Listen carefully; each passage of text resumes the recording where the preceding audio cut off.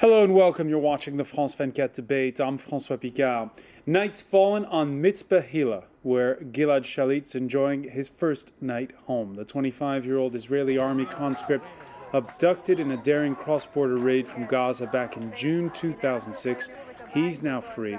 So are 477 Palestinians, the first batch in a swap negotiated between Israelis and the hardline Hamas movement that controls Gaza, where this Tuesday there was joy and defiance, some even chanting, "The people want a new Gilad." Mixed signs, mixed hopes in Israel, Gaza, and in the West Bank, which also took in released prisoners. What's in it for Israel? What's in it for Hamas? Does the deal sap the momentum of Palestinian President Mahmoud Abbas, who turned heads last month when he demanded statehood at the United Nations? And how different is today's Israel, how different is the Middle East, for that matter, from the one that Gilad Shalit left behind 5 years ago? Today in the France 24 debate, the Gilad Shalit deal. And with us, Pierre-François Weil, attorney here in France for the Shalit family. Thank you for being with us. We're going to be going to Ramallah in the West Bank shortly to join Sabri Saidam, political advisor to the Palestinian President Mahmoud Abbas. Gil Mihaly, columnist for Israeli daily newspaper Yediot Aharonot, thank you for being with us. And Abdelbari Atwan, managing editor of London-based Arabic language daily Al-Quds Al-Arabi, thank you. And thank you, by the way, to all the viewers for joining us on Facebook, where you can always weigh in on the conversation, and on Twitter, where our handle is @FrancoisF24. Pierre-François Weil, we heard a short while ago from Gilad Shalit's father asking for some time for rest for his son, who's been in solitary confinement. We saw the images earlier in the day. What struck you when you saw Gilad Shalit speaking there to Egyptian television earlier in the day? It's an extraordinary day. It's a beautiful day for all his family. Everybody is waiting for him for 5 years and a half, and after 5 years and a half, without having any news from him, suddenly he appears and he comes back. I can imagine for his parents what it is. Anybody could imagine what it is for parents to see a child coming back home after such a period of time. And of course, everybody is so happy and so pleased. So, of course, if today's the high point, what was, I guess, the low point of the past 5 years? What was your worst moment in handling the legal affairs for the Shalit family here? First of all, we didn't handle a legal case in France for 5 years, only for few months. Even if the steps which were taken few months ago were the results of many thoughts and a very long time of preparation, it is clear that the day before filing this action in France, taking this step in France, was a very difficult day for the family, because many people were saying that they should not. Many people said that they should, and it was very difficult to make the decision. At the end of the day, the family decided to make this step, and it was probably an important step. And when there was that fresh escalation a couple of months back between Hamas and Israel, at that point, did you have fears? We always had fears. You always have fears, and you have fears until the very last day, because you never know what will happen. You never know what could happen from anywhere and what could be as a result for the life of the boy. Abdelbari Atwan, it's also today a homecoming for 477 Palestinians that we saw today. We saw scenes of joy. You penned an editorial this Tuesday in your newspaper headlined, "The Need for 5 More Shalits." Are you seriously encouraging the kidnapping of 19-year-old conscripts? No, I think I am misunderstood here. I said, the people who stayed in Israeli prison may be hoping that there will be another 5 Israeli soldiers to be abducted by the Hamas or other radical organization in order to be released. So that's what I intended to say. It is not me who is saying that. I think those people who are saying that. And today we listen to many people in Gaza during the celebration saying that we need more. This is the only way to release the Palestinian prisoners. Some of them are behind the bars for the last 30 years or 35 years. So I'm just expressing what is happening in the ground. Are you surprised, Abdel Bari, that it seems as though the lines of communication were kept more or less open throughout these 5 years? Oh, yes. Let me say something different. Today is a unique day. For the first time, we have the Palestinian and the Israeli celebrating and enjoying these, exceptional moments. What happened in the past, what saddened the Israeli pleased the Palestinian, what pleased the Palestinian saddened the Israelis. But for the first time, we have two people in the two sides of the border are celebrating these unique moments. Yes, there were communication all the time. Hamas actually managed to keep the abduction of Shalit secrets for 5 years despite the pressure, and I believe this is extremely achievement. The other point is, for the first time, we have indirect negotiation for the last 5 years between the Israeli and Hamas itself. We used to hear the Israelis saying, we are not going to talk to terrorists, we are not going to talk to people who are killing Jews or Israeli. And today this taboo is really broken. For the first time, or maybe the second time after Hezbollah, here the Israeli are actually making concessions and talking to the people they accuse of being terrorists, struck deals with them, and these deals, we can see the fruit of it now in Israel and on Gaza Strip and the West Bank. Gil Mihaly, would you agree that the open secret that there always were indirect, sometimes even direct negotiations between the Israelis and Hamas has been lifted? I don't know if there were direct negotiations, but there were contacts during all these years. I'm sure that there were contacts even before.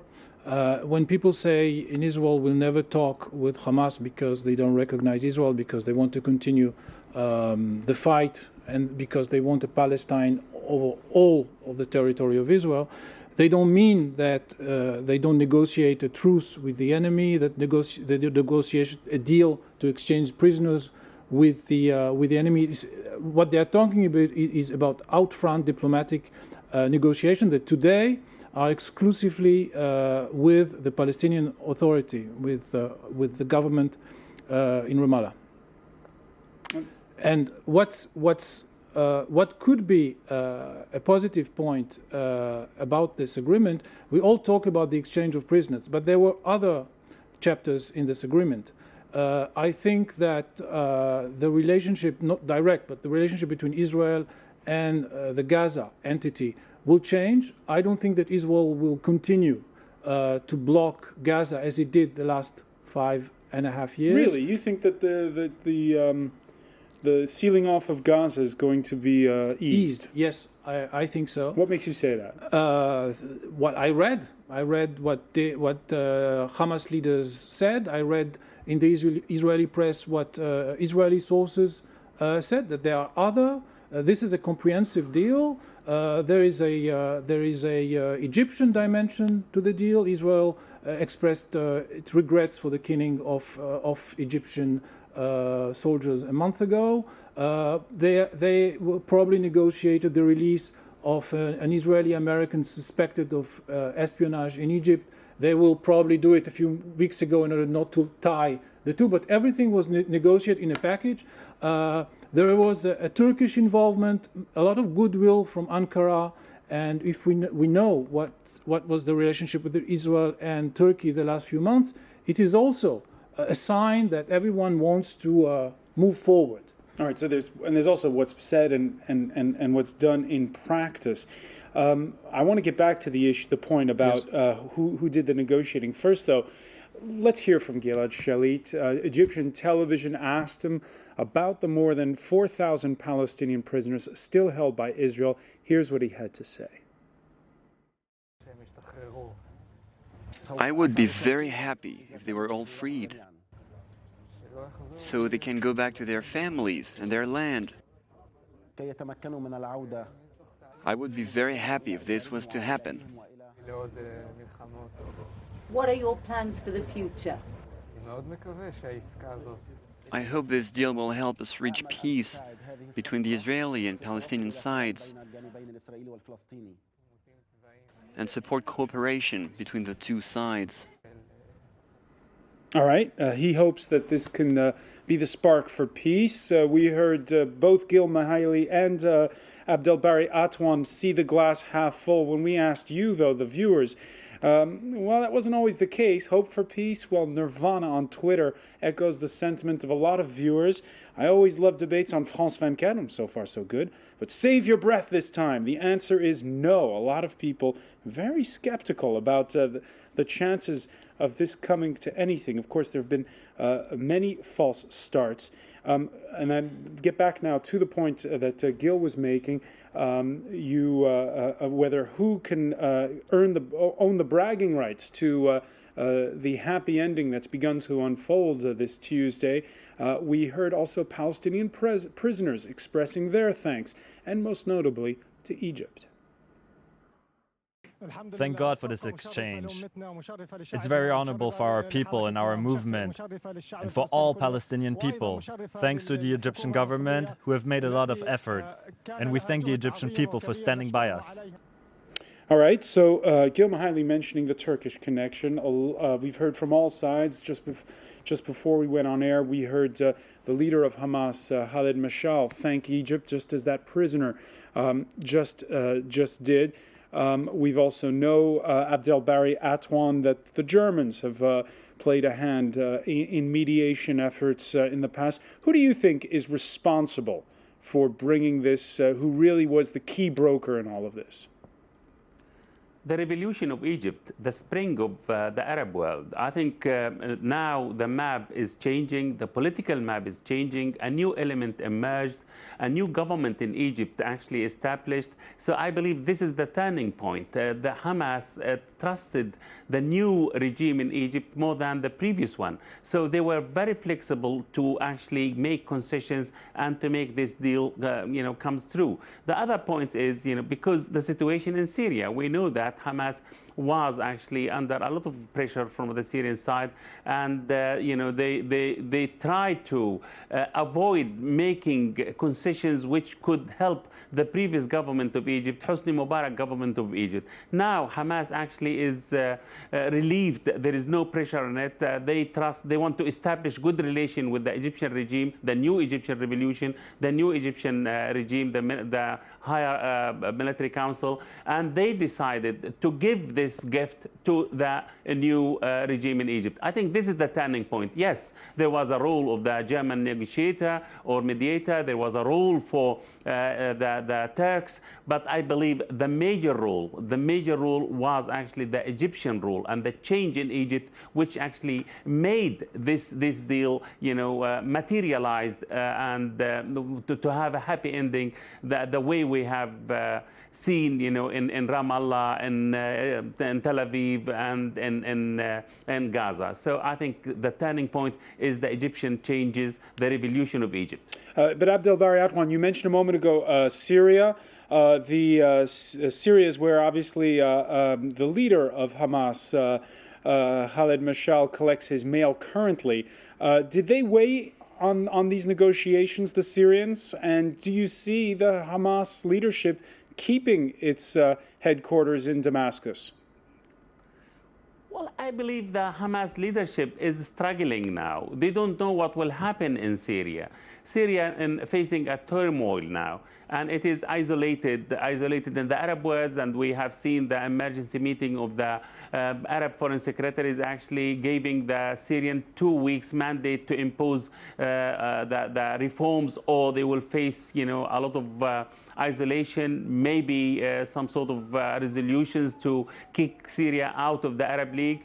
So I believe Khalid Mash'al is trying to find, alternative headquarter for his organization, and that's why he was very keen to strike the deal with the Israeli vis-a-vis, Cairo in particular, in order to enhance, Hamas' position in Egypt and make the relation between Hamas and Egypt stronger than what it used to be before. I think that's he is looking for other alternatives. I mean, Khalid Mash'al, the leader of Hamas, looking for other alternatives, and I believe he will find the Muslim Brotherhood, who are very strong now in Egypt, and they could win the coming election. He could find those people, the Muslim Brotherhoods, as the main backer for him in the coming few months, maybe a few years.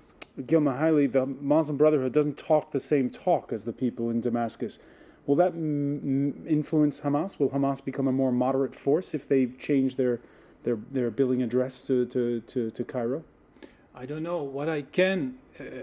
What seems to be the case is that Hamas didn't want to wait until the brethren take over power in Egypt, because if they are as close to them as people think, why did they say yes to the generals instead of waiting for an Islamic government that will be on their side? I think what they understood is that they have a very narrow window of opportunity between the old regime and whatever new regime Egypt will have. There's still people in Egypt that are trusted by two sides.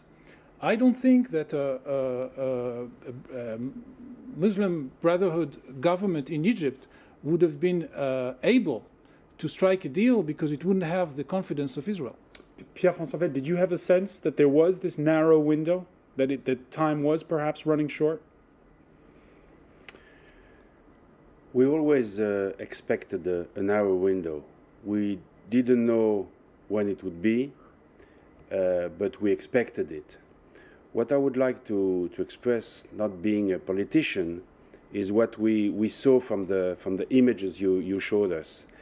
And my really hope for Middle East is that not only Gilad Shalit goes back home saying that this day is a beautiful day and that he will come home saying that peace must be done, but I really hope that these 1,000 people who were released today will go back to the West Bank and to Gaza and will say the same thing. And if they come to their home with the same speech that we heard from Gilad Shalit, then of course it was really a beautiful day for Middle East. All right, and in part two, we'll be able to ask Sabri Saidam, an advisor to the Palestinian president, if he sees that momentum building. Stay with us. The France 24 debate continues.